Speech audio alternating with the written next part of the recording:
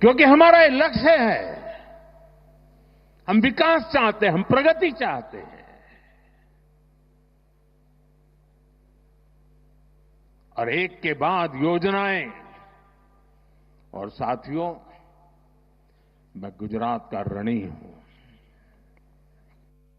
के सह प्रायोजक हैं एमडीएच देगी मिर्च का तड़का, अंग अंग फड़का, एमडीएच की देगी मिर्च। और शिफ्टिंग की टेंशन बड़े भैया है ना, अग्रवाल पैकर्स.in, DRS ग्रुप 9।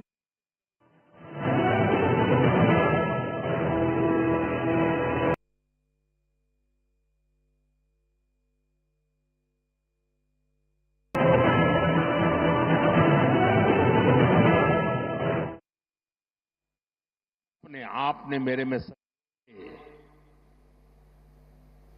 मैं उसे देशवासियों के काम आए, इसके लिए कोशिश कर रहा हूं।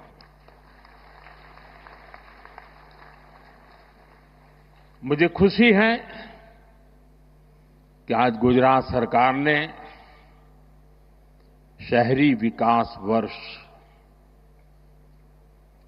2005 में इस कार्यक्रम को किया था, 20 वर्ष मनाने का। और मुझे खुशी इस बात की हुई कि 20 साल के शहरी विकास की यात्रा का जयगान करने का कार्यक्रम नहीं बनाया। गुजरात सरकार ने उन 20 वर्ष में से जो हमने पाया है, जो सीखा है, उसके आधार पर आने वाले शहरी विकास को नेक्स्ट जनरेशन के लिए उन्होंने उसका रोडमैप बनाया। और आज वो रोडमैप गुजरात के लोगों के सामने रखा है। मैं इसके लिए गुजरात सरकार को, मुख्यमंत्री जी को, उनकी टीम को हृदय से बहुत बहुत बधाई देता हूं। साथियों, हम आज दुनिया की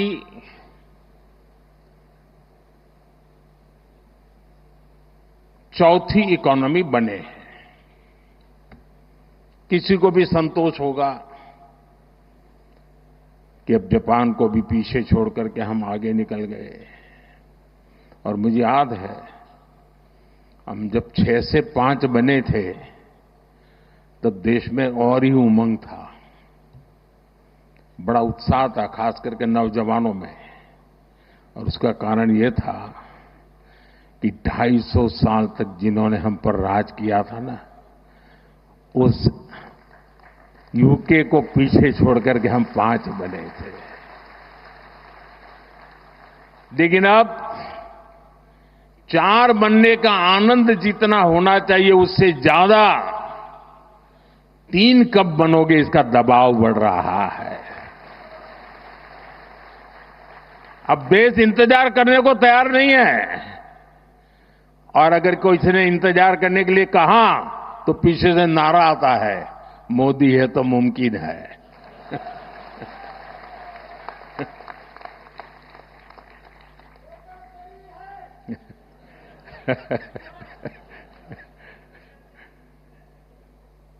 और इसलिए साथियों, एक तो हमारा लक्ष्य है 2047 हिंदुस्तान विकसित होना ही चाहिए, नो कॉम्प्रोमाइज। आजादी के 100 साल हम ऐसे ही नहीं बिताएंगे। आजादी के 100 साल ऐसे मनाएंगे, ऐसे बनाएंगे कि दुनिया में विकसित भारत का झंडा फहरता होगा।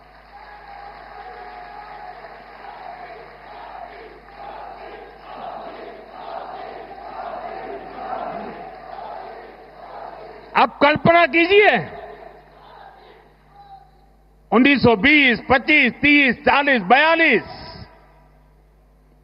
उस कालखंड में चाहे भगत सिंह हो, सुखदेव हो, राजगुरु हो, नेताजी सुभाष बाबू हो, वीर सावरकर हो, श्यामजी कृष्ण वर्मा हो, महात्मा गांधी हो, सरदार पटेल हो, इन सब ने जो भाव पैदा किया था और देश के जन मन में आजादी की ललक न होती, आजादी के लिए जीने मरने की प्रतिबद्धता न होती, आजादी के लिए सहन करने की इच्छा शक्ति न होती, तो शायद 1947 में आजादी नहीं मिलती। ये इसलिए मिली कि उस समय जो 25-30 करोड़ आबादी थी, वे बलिदान के लिए तैयार हो चुकी थी। अगर 25-30 करोड़ लोग संकल्पबद्ध होकर के 20 साल 25 साल के भीतर भीतर अंग्रेजों को यहां से निकाल सकते हैं, तो आने वाले 25 साल में 140 करोड़ लोग विकसित भारत बना भी सकते हैं दोस्तों।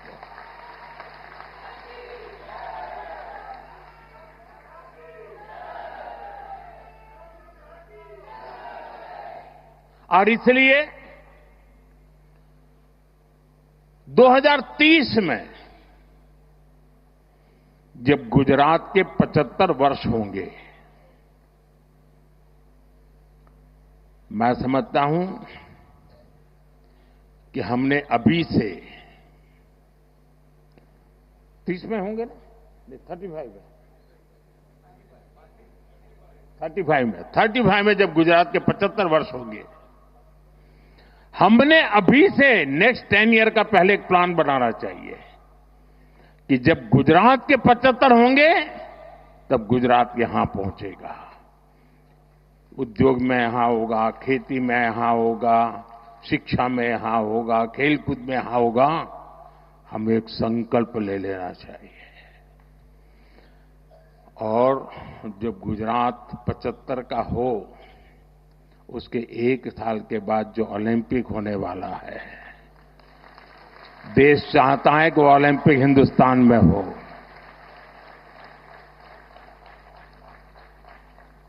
और इसलिए साथियों, जिस प्रकार से हमारा ये एक लक्ष्य है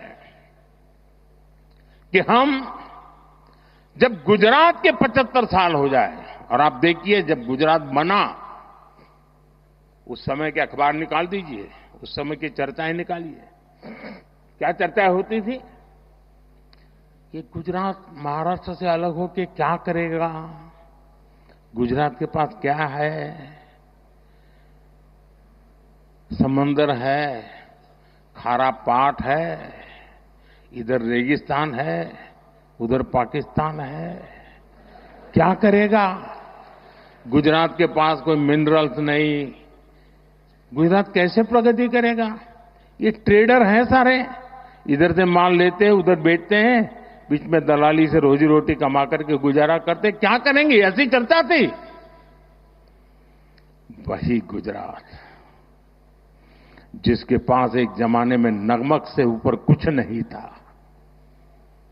आज दुनिया को हीरे के लिए गुजरात जाना जाता है।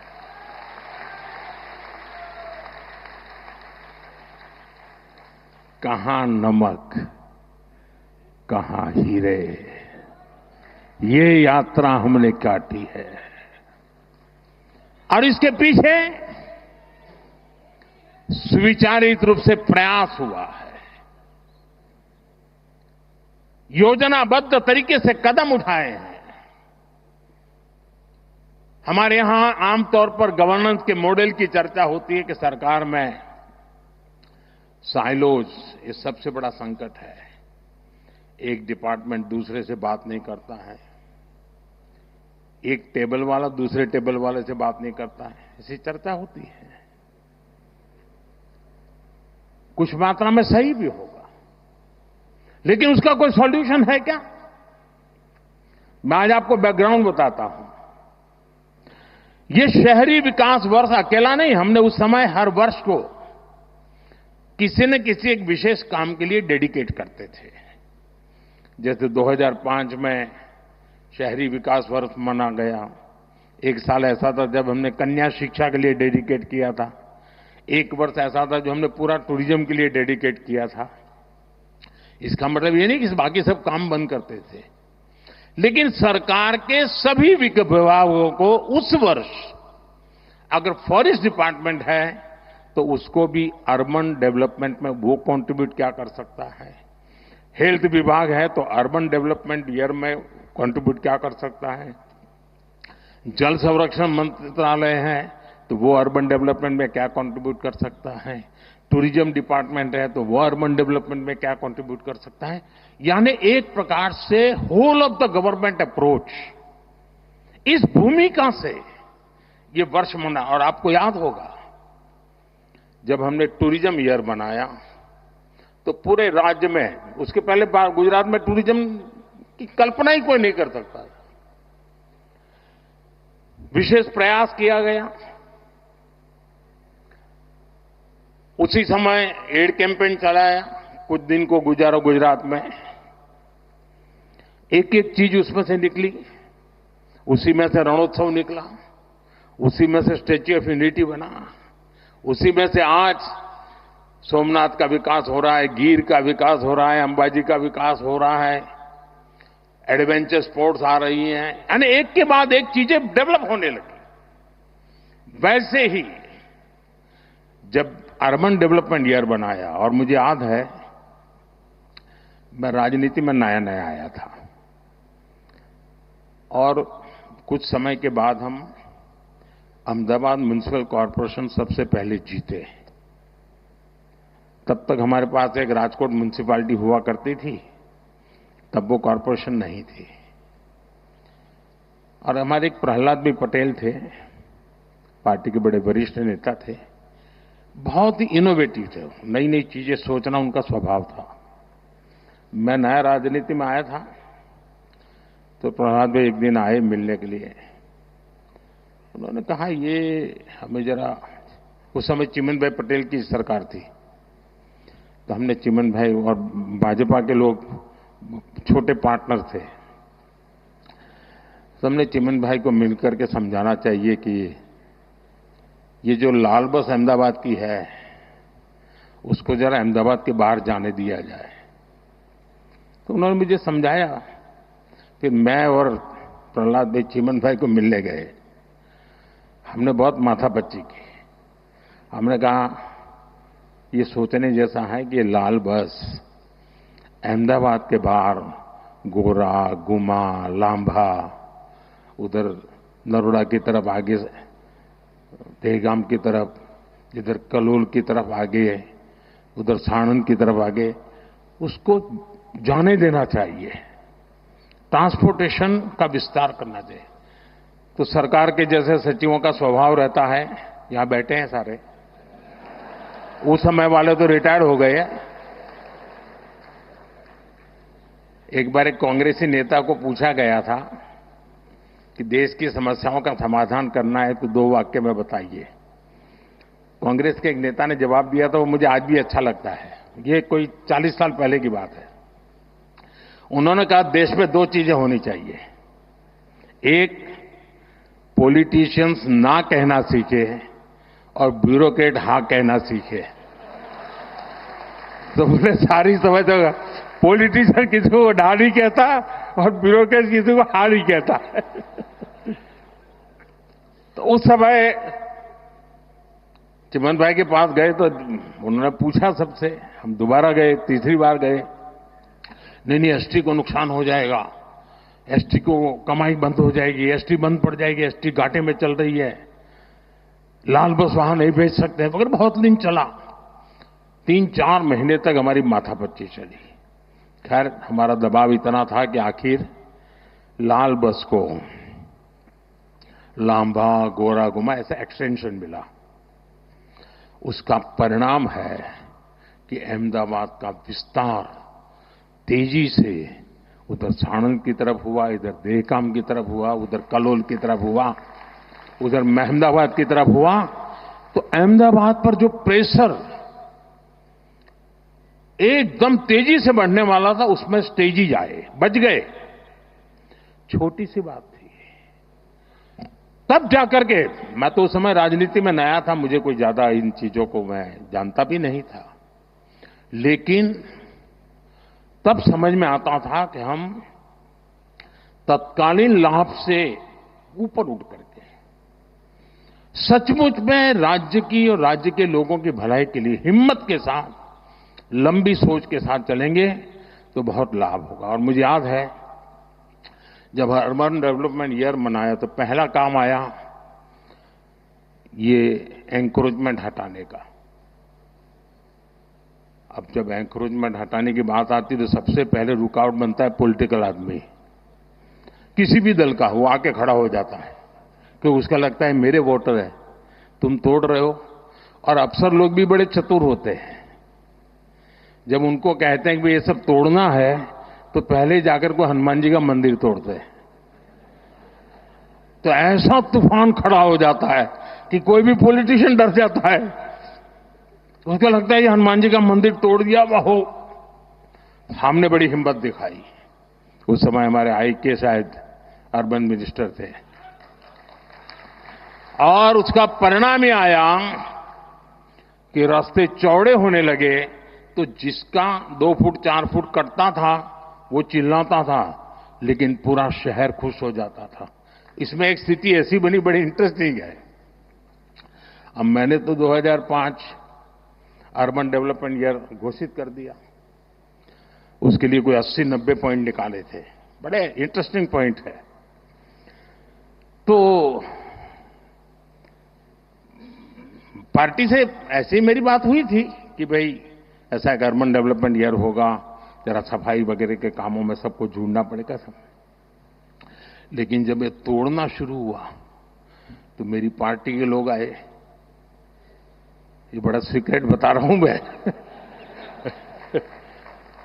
उन्होंने कहा साहब ये 2005 में तो अर्बन बॉडी के चुनाव है, हमारी हालत खराब हो जाएगी, ये सब चारों तरफ तोड़फोड़ चल रही है। मैंने कहा यार भाई ये तो मेरे ध्यान में नहीं रहा, और सचमुच में मेरे ध्यान में वो चुनाव था ही नहीं। अब मैंने कार्यक्रम बना दिया। अब साहब मेरा भी एक स्वभाव है,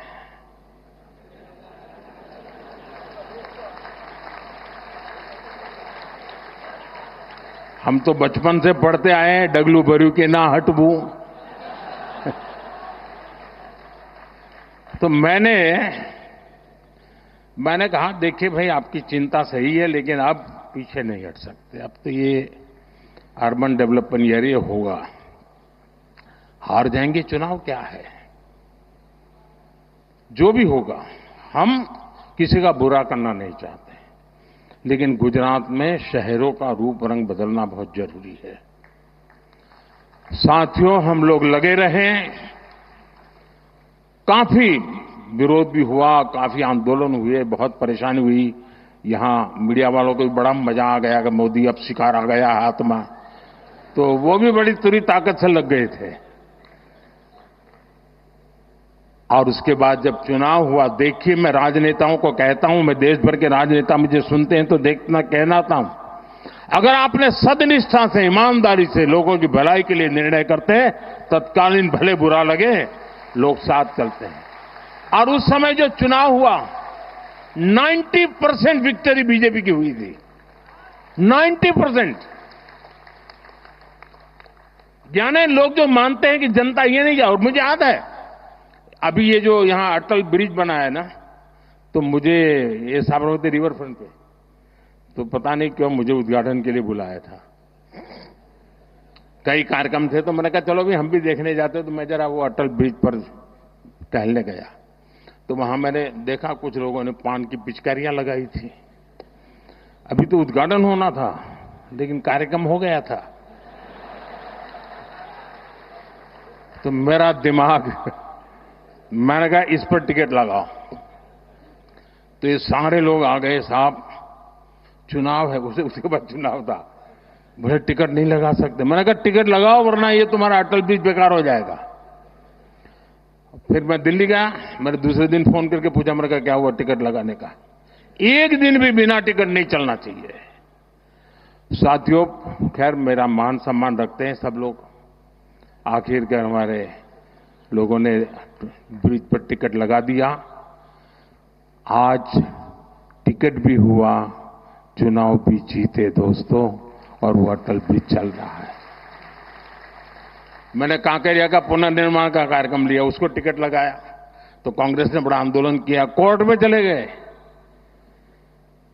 लेकिन वो छोटा सा प्रयास पूरे कांकेरिया को बचा के रखा हुआ है और आज समाज का हर वर्ग बड़े सुख चैन से वहां जाता है।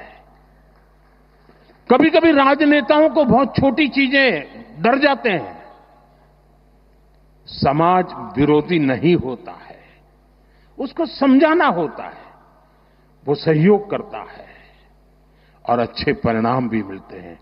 देखिए, शहरी विकास की एक एक चीज इतनी बारीकी से बनाई गई और उसी का परिणाम था। और मैं आपको बताता हूं, ये जो अब मुझ पर दबाव बढ़ने वाला है, और शुरू हो गया कि मोदी ठीक है 4 नंबर तो पहुंच गए, बताओ 3 कब पहुंचोगे। इसकी एक जड़ी बूटी आपके पास है। अब जो हमारे ग्रोथ सेंटर हैं वो अर्बन एरियाज है। हमें अर्बन बॉडीज को इकोनॉमी के ग्रोथ सेंटर बनाने का प्लान करना होगा। अपने आप जनसंख्या के कारण वृद्धि होती चले, ऐसे शहर नहीं हो सकते हैं। शहर आर्थिक गतिविधि के तेज तर्रार केंद्र होने चाहिए। और अब तो हमने टियर 2, टियर 3 सिटी पे भी बल देना चाहिए और वो इकोनॉमी एक्टिविटी के सेंटर बनने चाहिए। और मैं तो पूरे देश की नगरपालिका, महानगरपालिका के लोगों को कहना चाहूंगा, अर्बन बॉडी से जुड़े हुए सब लोगों से कहना चाहूंगा कि वे टारगेट करें कि 1 साल में उस नगर की इकोनॉमी कहां से कहां पहुंचाएंगे, वहां की अर्थव्यवस्था का कद कैसे बढ़ाएंगे, वहां जो चीजें मैन्युफैक्चर हो रही हैं उसमें क्वालिटी इंप्रूव कैसे करेंगे, वहां नए नए इकोनॉमिक एक्टिविटी के रास्ते कौन से खोलेंगे। ज्यादातर मैंने देखा नगर पालिकाएं जो नई नई बनती है तो क्या करते हैं, एक बड़ा शॉपिंग सेंटर बना देते हैं। पॉलिटिशियनों को भी जरा सूट करता है, वो 30-40 दुकानें बना देंगी और 10 साल तक लेने वाला नहीं आता है। इतने से काम नहीं चलेगा। स्टडी करके और खास करके जो एग्रो प्रोडक्ट है, मैं तो टियर 2, टियर 3 सिटी के लिए कहूंगा, जो किसान पैदावार करता है उसका वैल्यू एडिशन ये इन नगर पालिकाओं में शुरू हो। आसपास से खेती की चीजें आए, उसमें से कुछ वैल्यू एडिशन हो, गांव का भी भला होगा, शहर का भी भला होगा। उसी प्रकार से आपने देखा होगा इन दिनों स्टार्टअप में भी आपको ध्यान में आया होगा कि पहले स्टार्टअप बड़े शहर के बड़े उद्योग घरानों के आसपास चलते थे। आज देश में करीब 2 लाख स्टार्टअप है और ज्यादातर टियर 2, टियर 3 सिटी में है। और इसमें भी गर्व की बात है कि उसमें काफी नेतृत्व हमारी बेटियों के पास है। बेटियों के पास है, स्टार्टअप की लीडरशिप बेटियों के हाथ में है। ये एक बहुत बड़ी क्रांति की संभावनाओं को जन्म देता है। और इसलिए मैं चाहूंगा कि अर्बन डेवलपमेंट ईयर के जब 20 साल मना रहे हैं और एक सफल प्रयोग को हम याद करके आगे की दिशा तय करते हैं, तब हम टियर 2, टियर 3 सिटी को भी बल दें।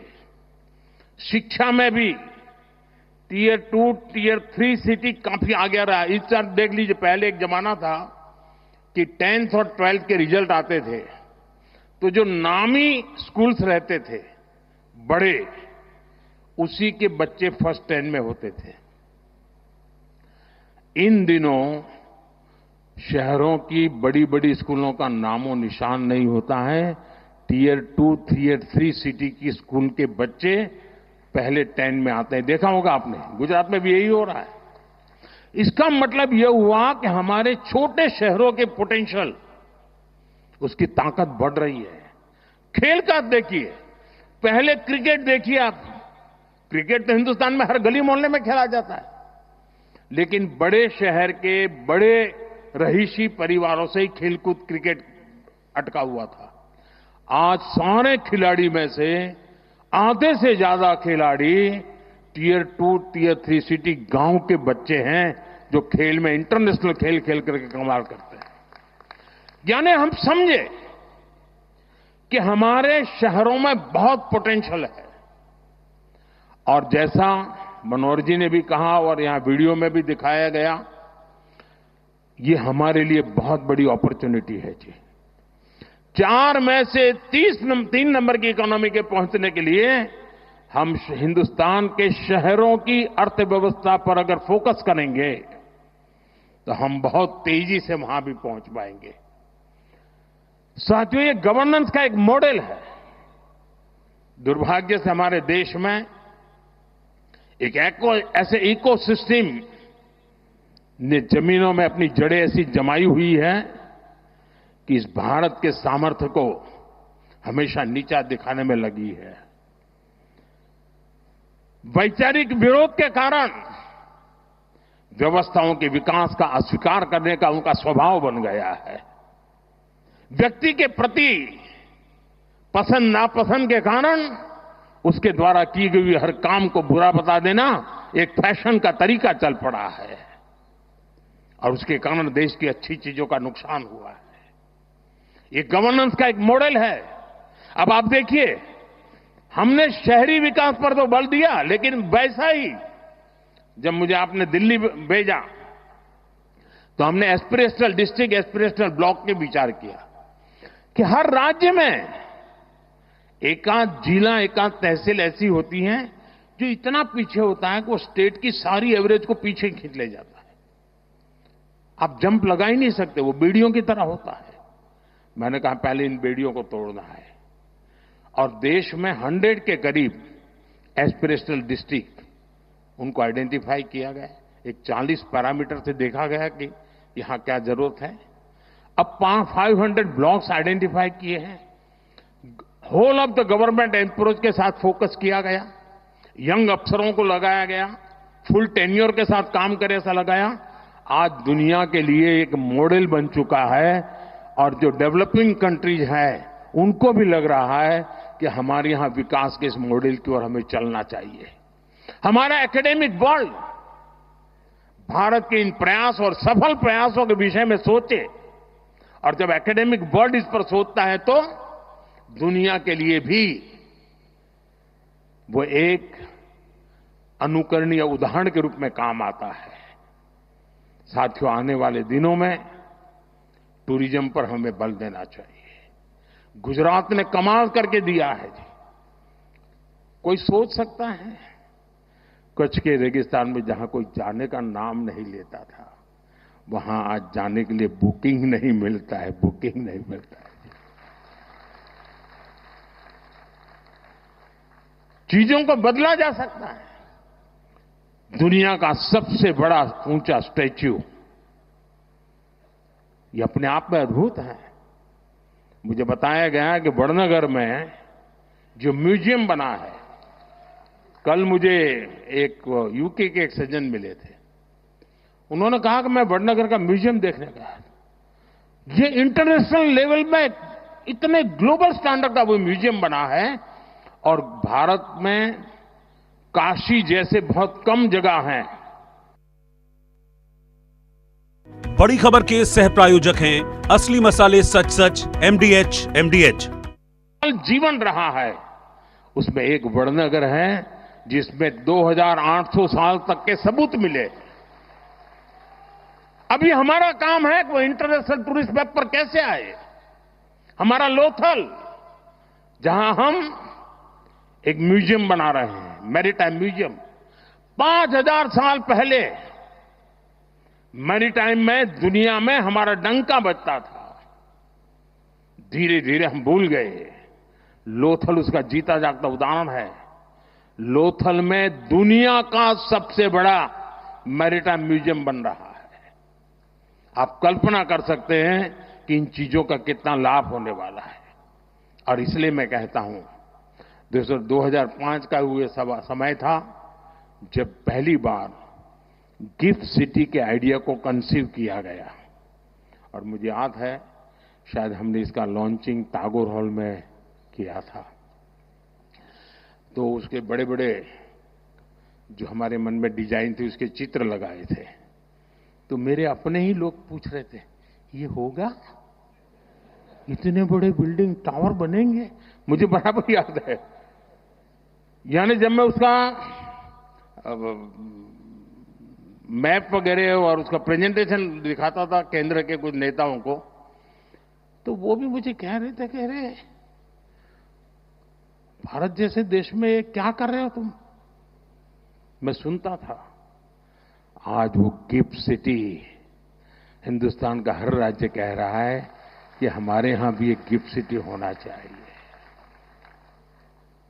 साथियों, एक बार कल्पना को करते हुए उसको जमीन पर धरातल पर उतारने का अगर हम प्रयास करें तो कितने बड़े अच्छे परिणाम मिल सकते हैं, ये हम भली भांति देख रहे हैं। वही कालखंड था रिवर फ्रंट को कंसीव किया। वही कालखंड था जब दुनिया का सबसे बड़ा स्टेडियम बनाने का सपना देखा, पूरा किया। वही कालखंड था दुनिया का सबसे ऊंचा स्टैच्यू बनाने के लिए सोचा, पूरा किया। भाइयों बहनों, एक बार हम मान के चले हमारे देश में पोटेंशियल बहुत है, बहुत सामर्थ्य है। साथियों, मुझे पता नहीं क्यों निराशा जैसी चीज मेरे मन में आती ही नहीं है।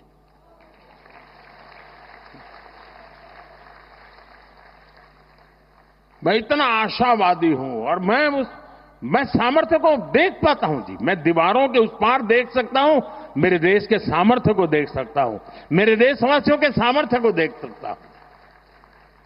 और इसी के भरोसे हम बहुत बड़ा बदलाव ला सकते हैं। और इसलिए आज मैं गुजरात सरकार का बहुत आभारी हूं कि आप मुझे यहां आने का मौका दिया है। कुछ ऐसी पुरानी बातें आज ताजा करने का मौका मिल गया। लेकिन आप विश्वास करिए दोस्तों, गुजरात की बहुत बड़ी जिम्मेवारी है। हम देने वाले लोग हैं, हमें देश को हमेशा देना चाहिए। और हम इतनी ऊंचाई पर गुजरात ले जाएं, इतनी ऊंचाई पर ले जाएं कि देशवासियों के लिए गुजरात काम आना चाहिए। दोस्तों, इस महान परंपरा को हमें आगे बढ़ाना चाहिए। मुझे विश्वास है गुजरात एक नए सामर्थ्य के साथ, अनेकविध नई कल्पनाओं के साथ, अनेकविध नए इनिशिएटिव के साथ आगे बढ़ेगा। मुझे मालूम है मेरा भाषण शायद कितना लंबा हो गया होगा, पता नहीं क्या हुआ, लेकिन कल मीडिया में 2-3 चीजें आएगी, वो भी मैं बता देता हूं।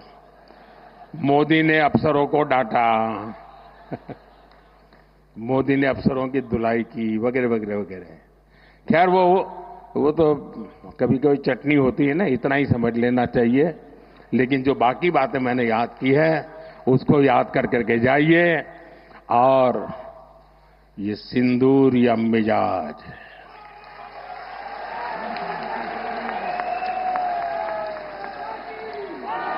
ये सिंदूरिया स्पिरिट, दोस्तों 6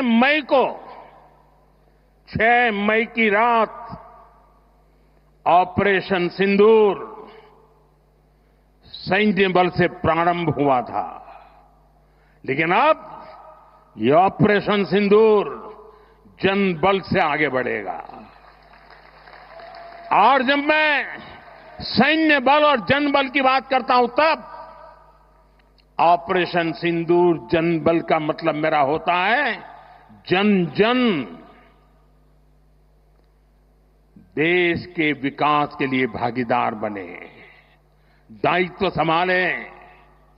हम इतना तय कर लें कि 2047 जब भारत की आजादी के 100 साल होंगे, विकसित भारत बनाने के लिए तत्काल भारत की इकोनॉमी को 4 नंबर से 3 नंबर पर ले जाने के लिए अब हम कोई विदेशी चीज का उपयोग नहीं करेंगे। हम गांव-गांव व्यापारियों को शपथ दिलवाएं, व्यापारियों का कितना ही मुनाफा क्यों ना हो, आप विदेशी माल नहीं बेचोगे। लेकिन दुर्भाग्य देखिए, गणेश जी भी विदेश से आ जाते हैं। छोटी आंख वाले गणेश जी आएंगे, गणेश जी की आंख भी नहीं खुल रही है। होली रंग छिड़कना है, बोले विदेशी। हमें पता था, आप भी अपने घर जाकर के सूची बनाना। सचमुच में ऑपरेशन सिंदूर के लिए एक नागरिक के नाते मुझे एक काम करना है। आप घर में जाकर सूची बनाइए कि आपके घर में 24 घंटे में सुबह से दूसरे दिन सुबह तक कितनी विदेशी चीजों का उपयोग होता है। आपको पता ही नहीं होता है। आप हेयर पिन भी विदेशी उपयोग कर लेते हैं, कंघा भी विदेशी होता है, दांत में लगाने वाली जो पिन होती है वो भी विदेशी घुस गई है, हमें मालूम तक नहीं है, पता ही नहीं है। दोस्तों,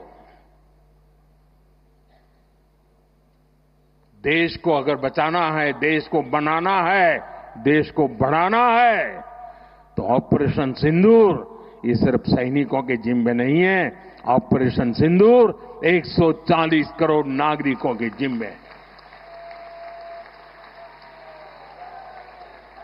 देश सशक्त होना चाहिए, देश समर्थ होना चाहिए, देश का नागरिक सामर्थ्यवान होना चाहिए।